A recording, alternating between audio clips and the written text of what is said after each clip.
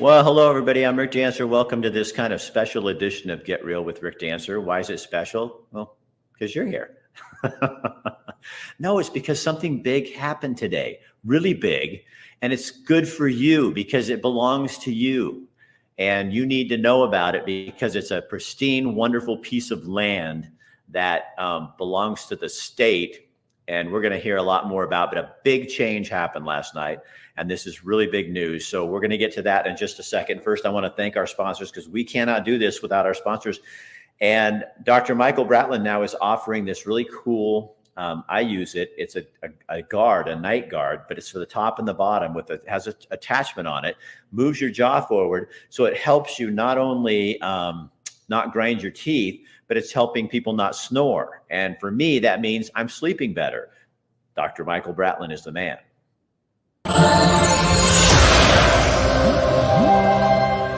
And I am putting a video together, so I will be able to show you what that looks like at another date. Another sponsor for tonight's show, Montana Oral Surgery and Dental Implant Center. We have a new video come out and with one of their new doctors. She's absolutely awesome, and you are going to love her, so you'll be excited about that. And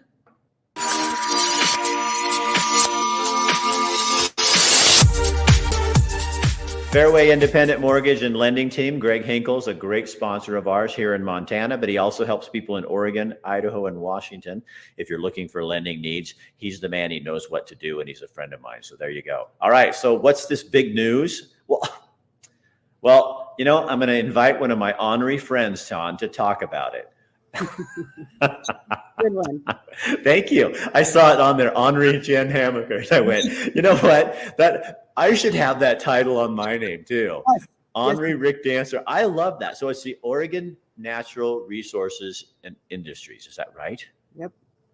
And represents timber, farmers, all kinds of people in agriculture because, yeah, just everybody around the state. So, yep. So Jen writes me today, and she's like, "Oh my God, Rick, you got to hear this."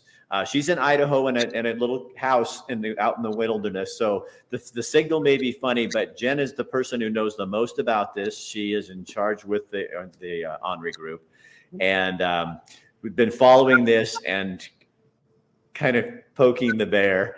And tell people what happened. You know best how to tell this story. So where do you start and kind of get people involved in this? Well, I would like to start with the news, and then I'll go back and explain why this is important. Okay, perfect.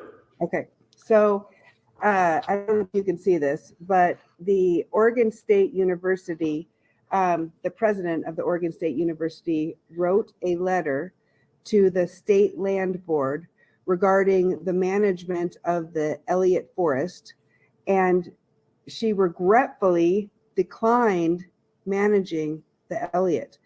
And what that means is back in 2021, there was a legislative bill that's called HB 1546, and that bill decoupled the Elliott from the Common School Fund, and the taxpayers bought back their own property for $221 million because there had to be a value that they paid off the Common School Fund with so that they could give it to OSU to manage. And it was to become the largest research forest in the world. So this would be a huge notch in OSU's belt. This would be a huge notch in the OSU's president's belt. But they are declining to manage it, even though it was handed to them, because it is not sustainable. No harvest, no revenue. And they need that revenue to be able to operate.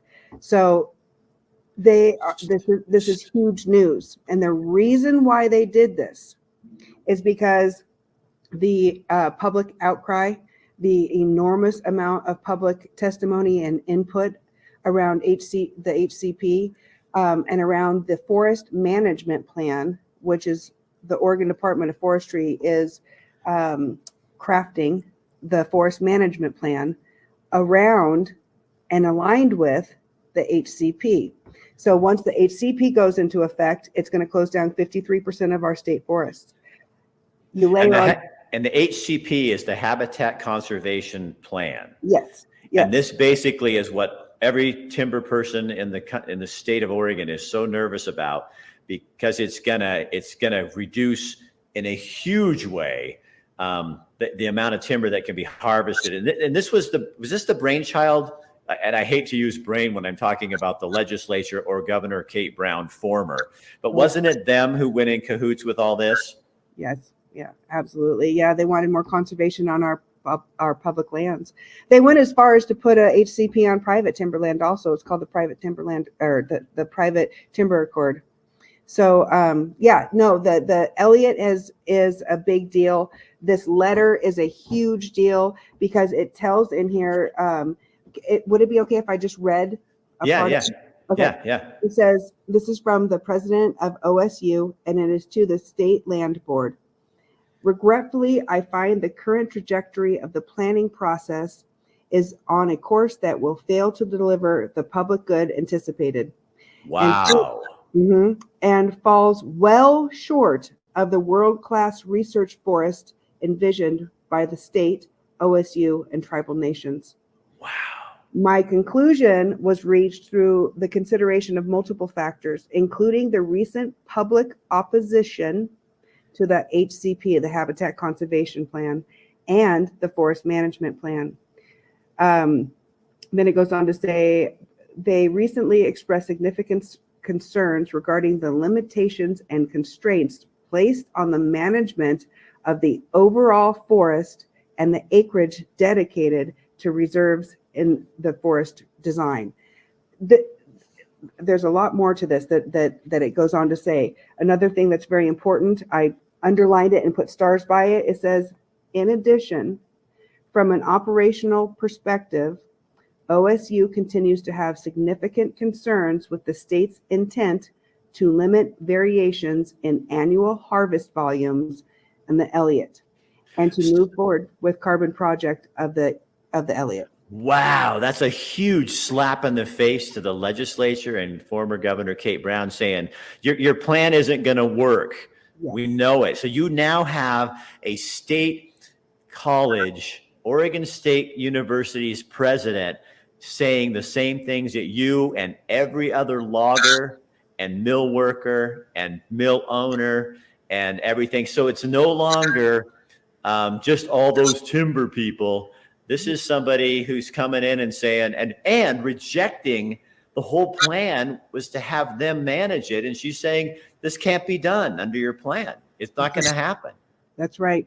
And another thing that feeds into, you remember the cap and trade? Yeah. Okay. Listen to this. OSU has been steadfast in its opposition to monetizing the carbon within the Elliott in the early stages, for the clear and simple reason that the sale of the forest carbon would limit or interfere with the ability of OSU to conduct meaningful research that is critical to addressing important sustainable management questions. These restrictions are specifically related to carbon sequestration, carbon storage, and the development of new models for offsetting carbon through the voluntary market, cap and trade. So they were going to use the Elliott as a cap and trade for the carbon sequestration and selling those credits. So, is this that bullshit where like companies? Okay, this is so crazy. So you guys, I don't know if you know this, but there are plans. So there's a company, and I won't say the name, but this is one I know of, and nobody can be carbon neutral. You can't. It doesn't work. So they allow you to give money to programs that help with the environment, like you can fund a recycle program, and then you get credit for that. So you can say that clothing company so-and-so is carbon neutral when it's all bullshit. But because you're giving, so you're buying carbon credits and kissing someone's ass so that the general public can go along and think, oh, they're carbon neutral. And it's all bullshit. Yes. So they were going to use Did you know that? No. So they were going to use the Elliott it's so clear now. Right. Now we can be this great. Who was going to use it? That this is just the government? Well, the government, it's supposedly the government's land. It's our state land. So they were going to take that and sell off the carbon credits. That's how cap and trade works. Sell off the carbon credits to offset pollution. Somebody that's polluting, probably China, and sell those credits and make money on the carbon sequestration and storage. They're whoring out our forest instead of sustainably managing it, so that it can do the right. Because you know what? Here's what people don't quite understand, I don't think. So here we've got this Elliott Forest, and you know more about this than I do, but it is a beautiful, pristine, beautiful place. Yep. If we don't manage that properly, it's going to burn to hell. Yes. Because it's going to catch on fire. So, and right now we can't because of this habitat conservation plan. Right. It can't be managed properly. Right. So even OSU is saying, this isn't going to work. You're using this for the wrong purposes. And all it's going to take is one lightning storm to set that thing off if they don't manage it properly. And you're going to lose all your stupid carbon credits. Oh my God, this is kind of big, huh? It's huge. This is so huge. The Elliott is one of the most pristine forests in the world. It is one of the most gorgeous forests in the world. And it's valued at, with the timber on it, it's valued at one of the highest values in the world. And it's about 90,000 acres. It's between Reedsport and Coos Bay. It is the most beautiful. It was given to us by the federal government back in 1859 when we became a state. And in 1927, it was coupled with the Common School Fund to be harvested sustainably, so that it would contribute to the Common School Fund and support the schools. And then also the communities, the counties around there would also get timber harvest revenue from that too. But they put an HCP on it, which devalued it. It's worth well over $3 billion. Wow. They put in they had an appraisal done on it so that they could figure out what the value of it was. And the appraisal came back at $221 million because the natural resources on that land are under an HCP. So they have no value because you can't harvest them. So it went from $3 billion worth of asset for the state down to $221 million. And then Kate Brown and her cronies, the State Land Board, which is the Secretary of State, the governor, and the Tobias Reed, the treasurer, got together and decided, well, we're going to decouple this. It's costing us more money than because it wasn't gaining revenue because there was no timber harvest on it. It was costing money to manage it. And so they're just going to decouple it and give it to OSU to manage. Well, this is totally backfired now.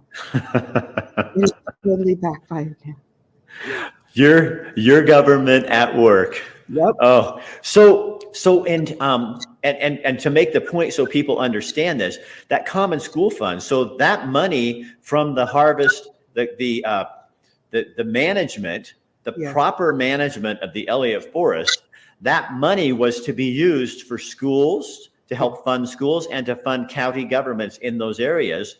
And that was the original agreement, which, the governor didn't pay attention to, and neither did her land board. So that's all of your executive branch, basically.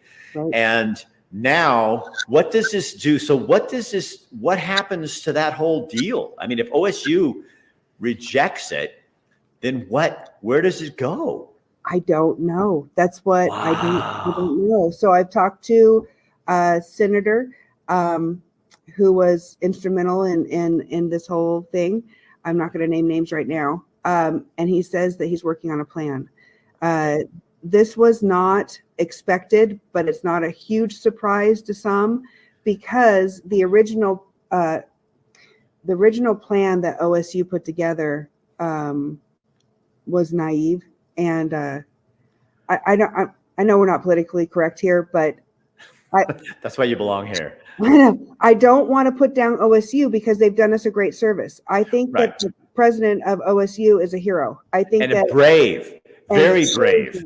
Very brave. And I think that I would, if I could do one thing, if I could do one thing before the end of the year, it would be to praise her, put her up on a pedestal, high five her, give her a hug, pop some champagne. Like, I don't know, but she to me right now is my hero, because she stood, well, because they keep shutting down the woods. Every year we keep seeing the fires get bigger and bigger and more horrible. And there's a direct correlation between shutting down forests and letting those fuel loads burn and forest fires. And then that fiber, that timber, that renewable resource is no good to anybody. Right. And So how was ONRI involved in this? Because you guys had rallies and I mean, you guys really pushed this issue. So she obviously noticed that, and you got all that work seemed like, because they put you off, the decision makers put you guys off, and now this puts you back. This shows all that hard work was for good purpose. Good purpose. Yeah. So for about 2.5 years, we've been fighting the habitat conservation plan that shuts down 53% of the state forest to any kind of management. You're no longer going to be able to go in there and get huckleberries or mushrooms. And we're totally against that. We're also totally against, because the reason why we're against it is we all want clean air. We all want clean water. We all want thriving ecosystems and our forests and our counties. But this HCP goes so far beyond what is required within an HCP that it will ripple. I mean, 48% loss of revenue in the counties that the HCP is in. So Jen, let me ask you this. Do you think that this decision now takes that HCP, the Habitat Conservation Plan, and kind of shines a bright light on how much bullshit it is? I mean, is this going to be the pushers of this thing, of this program? I mean, every timber family in Oregon should be jumping up and down and screaming right now, because this is like a pivotal turn that could. But I'm going to guess what every person in the audience needs to be doing is you need to be writing and calling like crazy your senator and your representative in Oregon, and telling them this proves this is not good, and you need to stop this, because they'll try to pawn it off on something else, but obviously it won't pan out. No. I mean, they could give it to some environmental group, but they can't do anything with it. If they do that, people in Oregon should come unglued, because it is your forest. It belongs to the people of Oregon. It doesn't belong to Kate Brown or Tobias Reed or the Secretary of State or any of those people on the land board. This belongs to Oregon, and OSU's president single-handedly threw that back in your lap, and it's like, do you want it? Yeah. Here you go. Well, and it's such a significant change of events, because this was also the world's largest research forest. That's what OSU was getting it for, is the world's largest. This is a huge notch in their belt, and for them to give this up, it just speaks volumes of how devastating this HCP, coupled with the Habitat Conservation Plan, layered on top with the forest management plan. It is not sustainable for anybody. Well, all of their dirty deeds are coming to roost, aren't they? Oh my gosh. I am so excited. Yes, it is falling apart. This was a huge thing. I did not anticipate this at all. I thought OSU would do anything to get their hands on this, and have done everything. They've been working, hundreds of millions of dollars have been spent in preparation to take over the Elliott for management. So she did this at great risk. Great risk. And I'm sure it's going to be, I'm sure the so-called environmental community will be finding ways to paint her as a horrible person, or, they're going to bring out all their guns, because they know this is like a sign that you're barking up the wrong tree, literally. Right. Well, and also just a little bit of background information. So the November 3rd FTLAC, I know you don't know what that means. It's the Forest Trust Lands Advisory Committee. It's the only committee in Oregon governed under law to advise the Board of Forestry, who has who has say over Oregon Department of Forestry. The FTLAC are the 15 counties that hold state land that is managed by ODF. Okay. They're supposed to be partners in creating a management for that.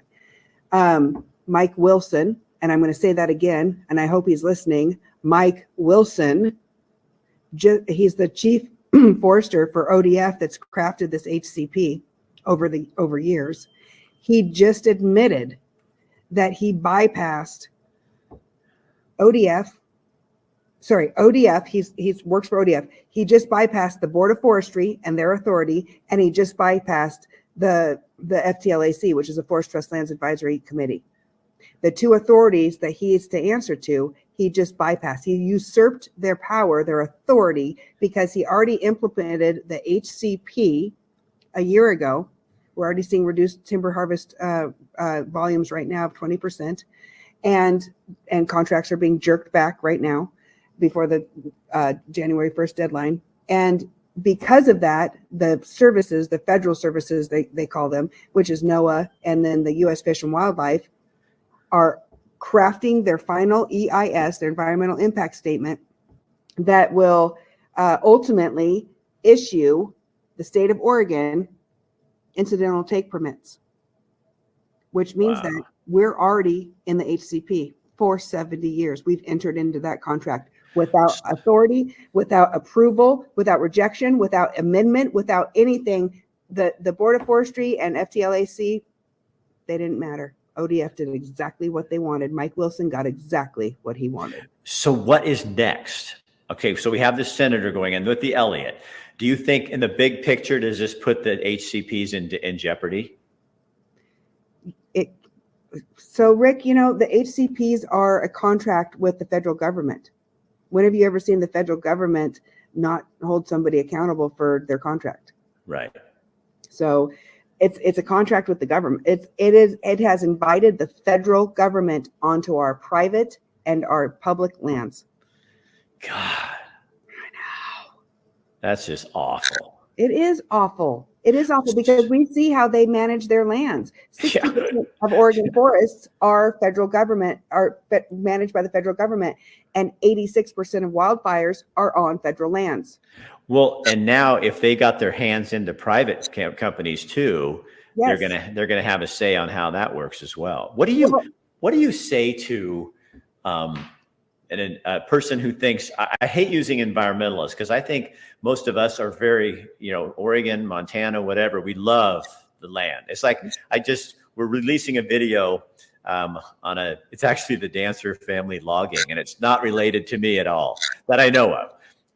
But they're there in the Roseburg area. And these people care about the streams. They care about the fishing and the hunting, and they take care. Why would you decimate land if you know this is your living? I mean, you're a family business. 40 years from now, there's got to be trees growing. So I think they're the conservationist people. But what do you say to the alleged environmental community about this, what just happened on the Elliott?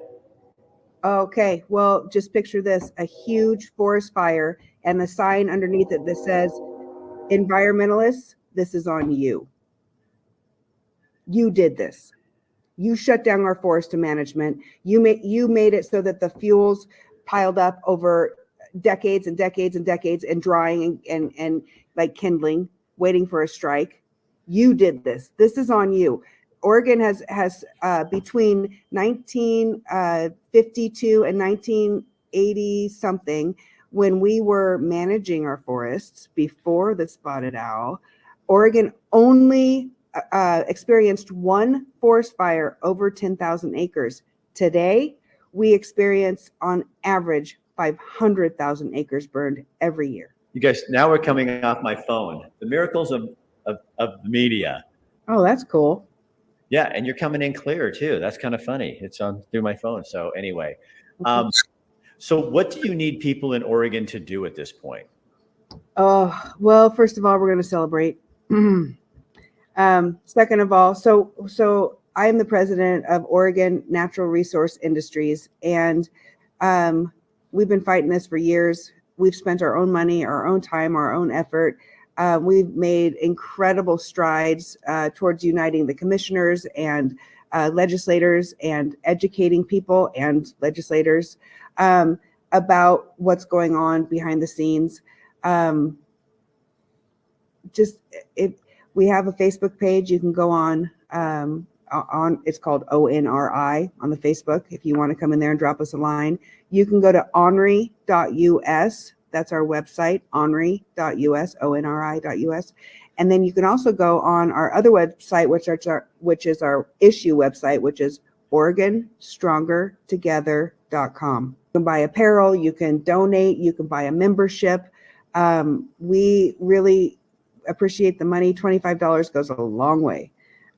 We're traveling all over the state doing things, and that gets kind of expensive.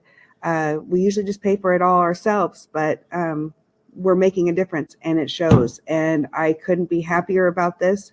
And I appreciate, Rick, that you're having me on today, short notice, and getting this word out again. This is good news. Thank you, OSU President. Thank you. All right. Jen Hamaker, thank you for all that you do for Oregon. And you're a powerhouse of knowledge when it comes to this stuff. I love when something happens with timber stuff. I can always count on you because, and you don't mince words, which fits right in with what I do. So I like it. All right. You go get your kids. You've got things to do. You have things in your day to do. We appreciate your time today. Thank you so much, Rick. I'll see you later. Okay, bye. All right, so there you go.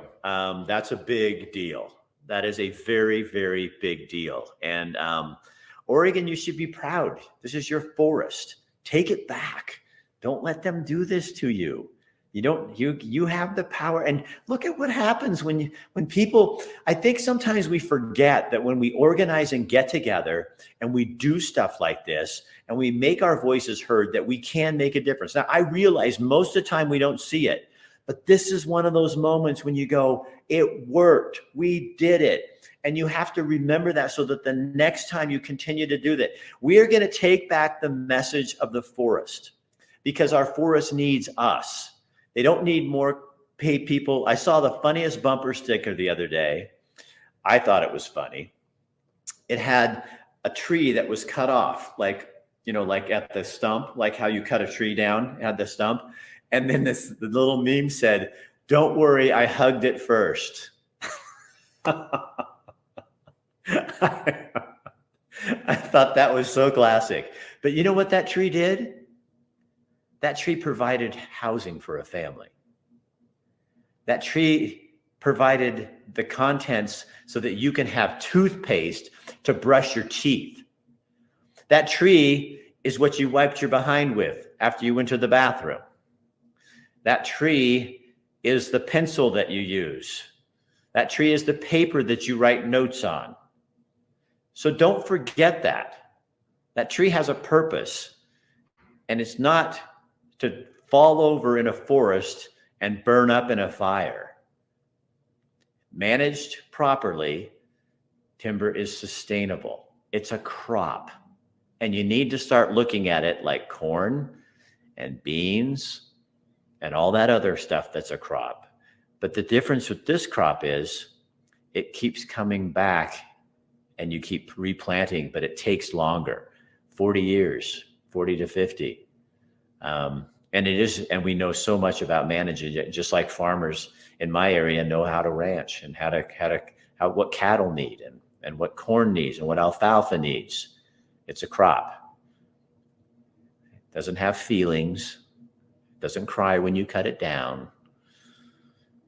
It provides housing for people in great need. We have a housing crisis in our country, and we stop logging. Boom. Do you see how little sense that makes? So anyway, go look this up. Who knows if the news is going to cover it. I know it's out there. I've had some other friends, but they're all timber people that are talking to me.